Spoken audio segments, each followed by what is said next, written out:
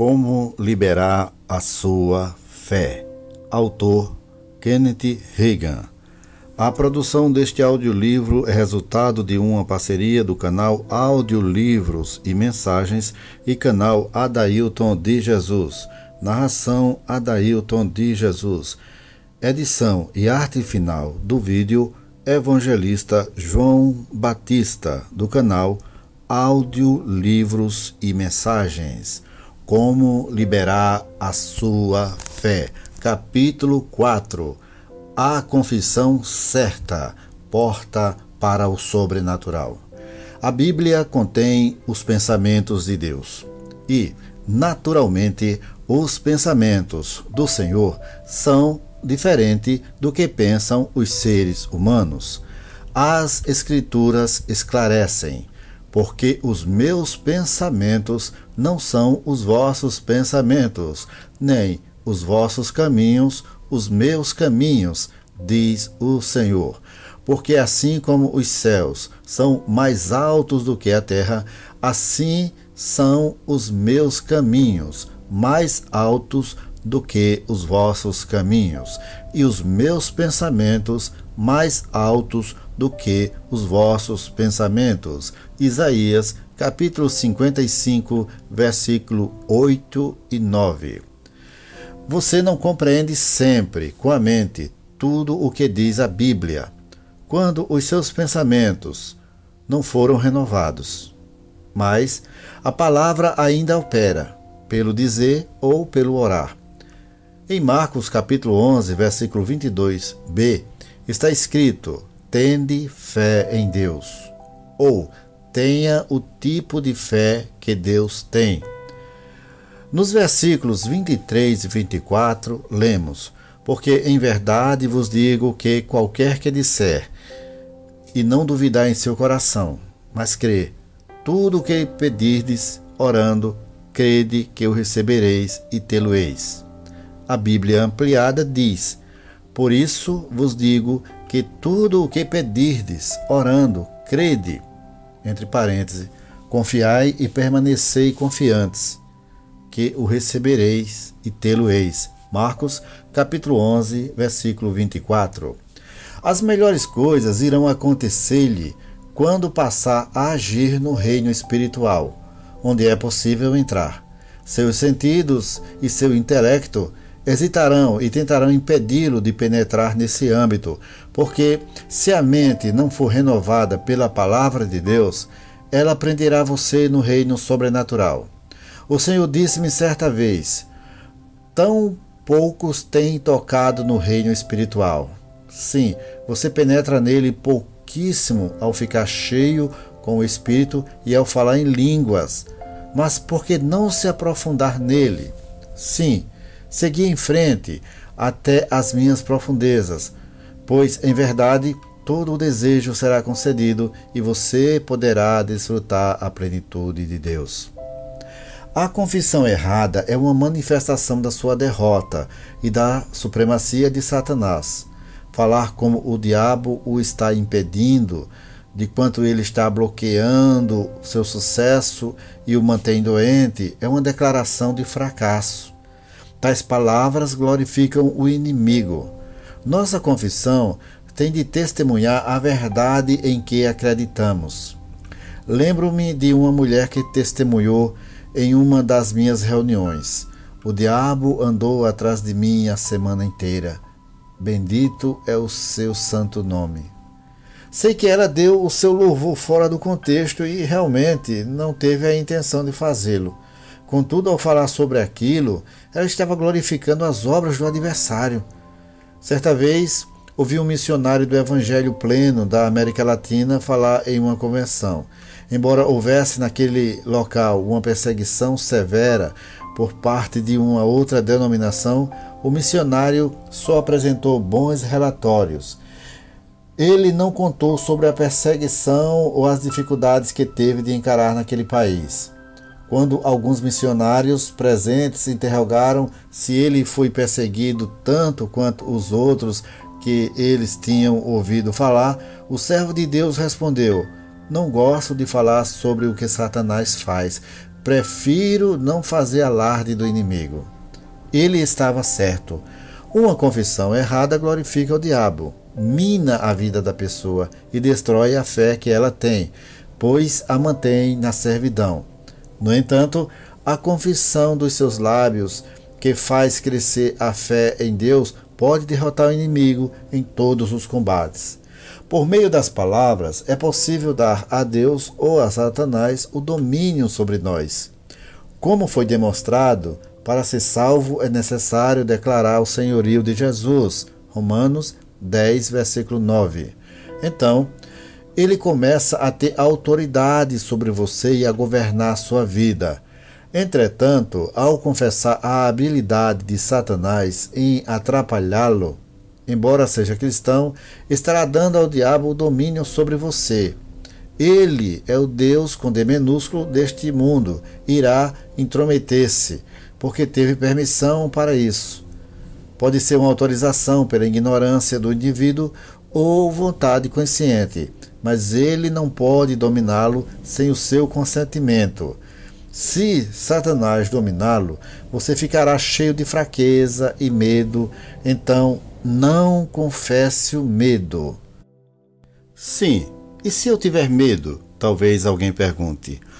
Você não está realmente com medo, a menos que se renda a ele. Porque a Bíblia diz que Deus não lhe deu o espírito de temor, mas de fortaleza e de amor e de moderação. 2 Timóteo, capítulo 1, versículo 7. O medo não vem do interior da pessoa, mas do exterior, pois provém do inimigo. A Bíblia diz que temos o espírito de poder. Então, declare o que você possui e quando confessar, isso começará a dominá-lo. Na verdade, as pessoas podem ficar enfermas tanto mental quanto fisicamente, e Deus pode curar doenças mentais e físicas. Porém, devemos aprender a nos levantar contra o inimigo, conforme a palavra nos instrui. Resistir ao diabo e ele fugirá de vós. Tiago, capítulo 4, versículo 7. Sempre tratei o medo como se fosse um espírito, porque a Bíblia diz em 2 Timóteo, capítulo 1, versículo 7, que Deus não nos deu o espírito de temor, entre parênteses, um espírito maligno. O medo atormenta.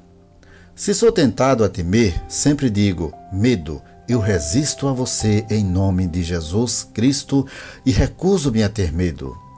Há muitos anos, quando comecei a praticar isso, travei uma luta, porque o medo tentava levar vantagem sobre mim. Entretanto, agora que já resisti ao diabo por todos esses anos, ele sempre foge quando começo a falar. As pessoas que perdem facilmente o domínio próprio também deveriam praticar a resistência ao diabo. Quando elas se rendem ao próprio temperamento, o maligno as perturba e, quanto mais se rendem, mais seu modo de agir cresce e as governa. Contudo, à medida que resistem ao inimigo, fica mais fácil vencê-lo. Quando uma pessoa começa pela primeira vez a colocar seu temperamento em xeque, ocorre uma batalha.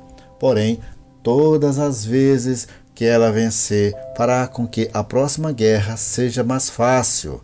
É necessário compreender que não é possível crescer espiritualmente de repente, pois esse crescimento é igual ao desenvolvimento físico.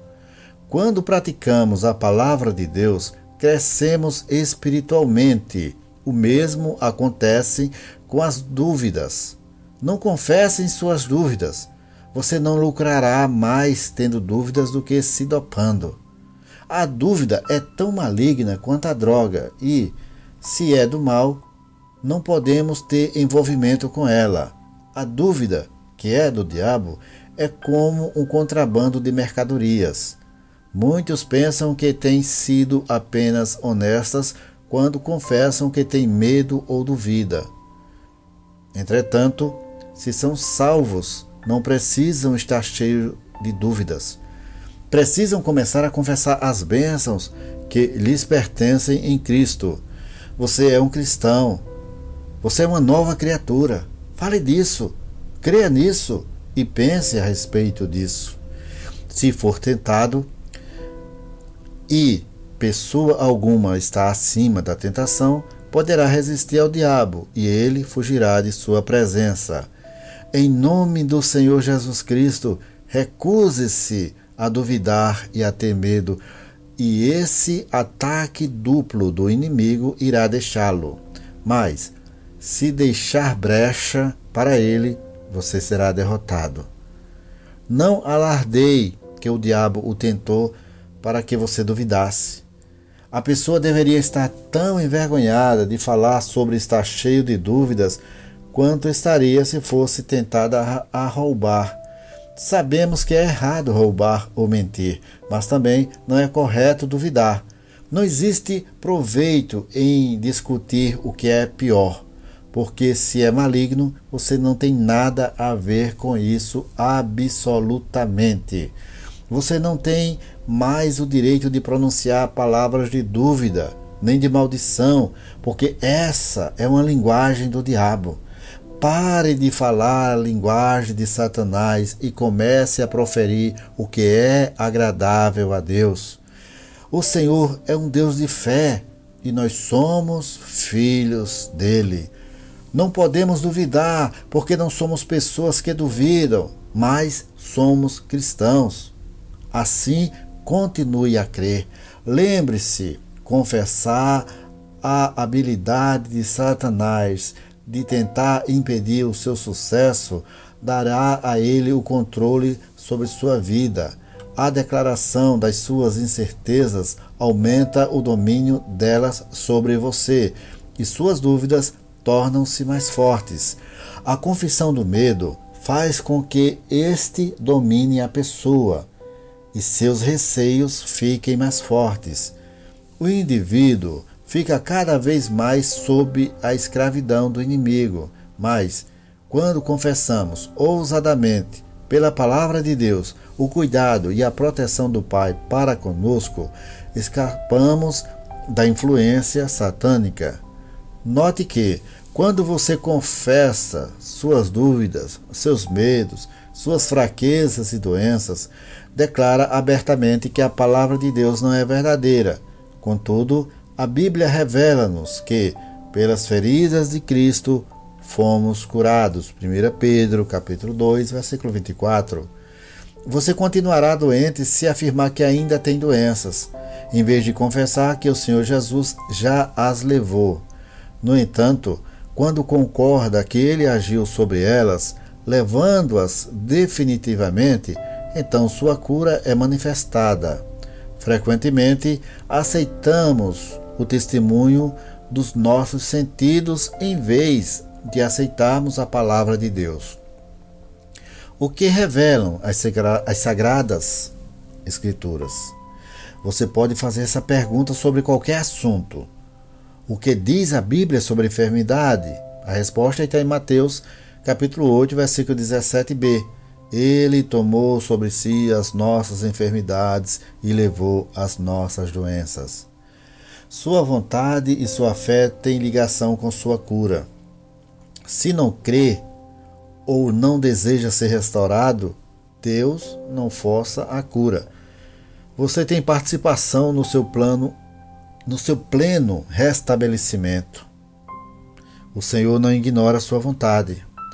Vamos olhar para isso do ponto de vista natural. Os médicos não podem ajudar uma pessoa sem a cooperação dela. Eles podem passar uma receita, mas se o paciente se recusar a tomar o remédio, isso não irá ajudá-lo. Se um profissional da área de saúde não pode socorrer o enfermo sem a cooperação deste enfermo, como poderá o médico celestial ajudá-lo? Deus tem certas leis pelas quais ele opera. E até aqueles para quem ele dá o ministério de cura não forçam a restauração de pessoa alguma. Aqueles pelos quais eles têm orado devem cooperar. Alguns têm achado que, Se alguém fizer a oração da fé por eles, serão curados, quer creiam ou não.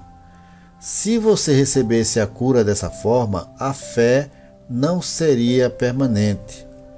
Tenho visto pessoas curadas temporariamente, mas saiba que, para uma ajuda permanente, a própria pessoa tem de agir pela fé que possui. É preciso praticar a palavra de Deus para que ela funcione. Enquanto você mantiver uma confissão de fraqueza, de enfermidade e de dor, ainda terá esses problemas. Talvez você procure algum servo de Deus que faça a oração da fé, mas não haverá resultado porque a sua incredulidade destruirá os efeitos da fé. É verdade, entretanto, que os bebês na fé podem ser carregados por um tempo pela fé de outra pessoa, mas chega o tempo de ficar por conta própria. É por isso que alguns recebem a cura e a perdem logo depois. Em muitos casos, foram sarados na presença da fé exigida por outros em uma grande reunião, por exemplo, mas quando agiram por si mesmos, Satanás aproveitou-se da incredulidade deles e a enfermidade retomou. Algumas pessoas não conseguem crer, porque quando oram, clamam sem fé alguma. Como? Elas trazem à memória todos os seus pecados e erros e não têm absolutamente qualquer fé, porque se deixaram prender debaixo de condenação quando fizeram a confissão errada. O cristão que sempre fala de seus pecados e fracassos está continuamente consciente deles, mas a Bíblia diz que, se confessarmos os nossos pecados, Ele é fiel e justo para nos perdoar os pecados e nos purificar de toda injustiça. 1 João, capítulo 1, versículo 9. Por que teríamos de lembrar continuamente a nós e aos outros as transgressões e os insucessos que Deus já perdoou e esqueceu? Depois de confessar ao Senhor, é como se nunca tivéssemos pecado. Se o Pai não tem qualquer lembrança do que aconteceu, por que deveríamos ter? Também não é sensato fazê-lo lembrar, porque Ele já nos disse que não deveríamos recordar alguma coisa errada que tenhamos feito. O que você deveria confessar? O que Deus diz com relação ao seu erro. Declare que Ele já lhe perdoou, purificou e esqueceu-se de sua iniquidade. Confesse. Obrigado, Deus. Estou esquecendo também. Levanto-me em sua presença como se nunca tivesse errado. Se o diabo tentar trazer algum pecado à sua mente, diga: sim, fiz isso e estava errado.